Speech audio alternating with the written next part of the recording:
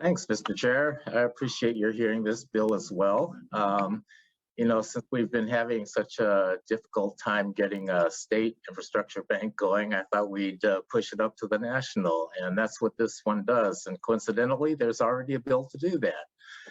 So actually, the cost to establish it, the lending capacity created is the $5 trillion mark.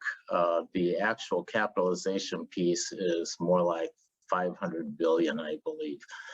And that's due to the leveraging capacity. And I think y'all have gotten to hear me proselytize about that enough.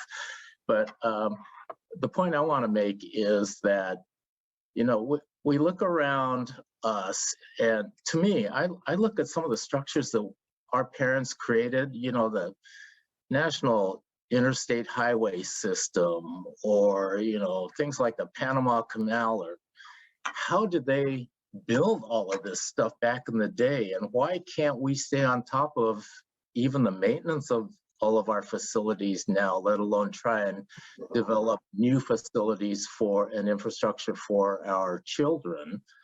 And then I look around the world at some of the great stuff that's being done. The world's being transformed, not just with the internet, but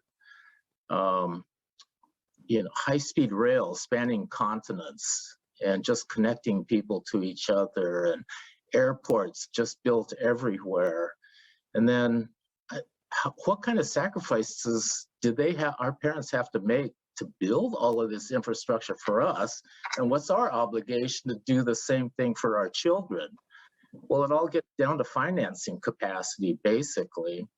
So this whole concept is not new. Actually, FDR had what he called the Reconstruction Finance Corporation, which financed a lot of the infrastructure and programs from the New Deal, Grand Coulee Dam, all of this stuff.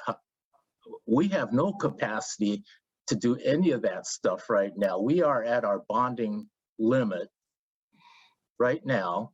And Senator Frock knows this better than any of us, looking at the Capitol. But while you, Mr. Chair, as well, we have to always wait for bonds to be repaid before we get any bonding capacity freed up, unless we want to throw cash at it, which is fine too.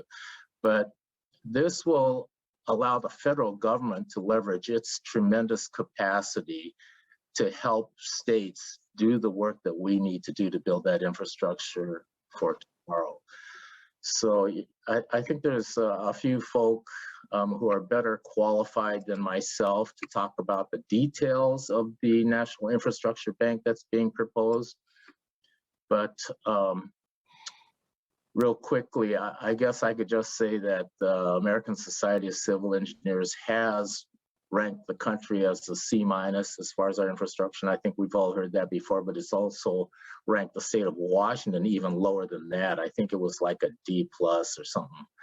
And even in my own district, I've got a bridge that ranks 7 out of 100 on a scale of reliability or quality of that piece of infrastructure, which we don't have the capacity to actually rebuild right now. So this will help us build our infrastructure for the future. And I appreciate your consideration of this joint memorial to ask Congress to please pass that bill.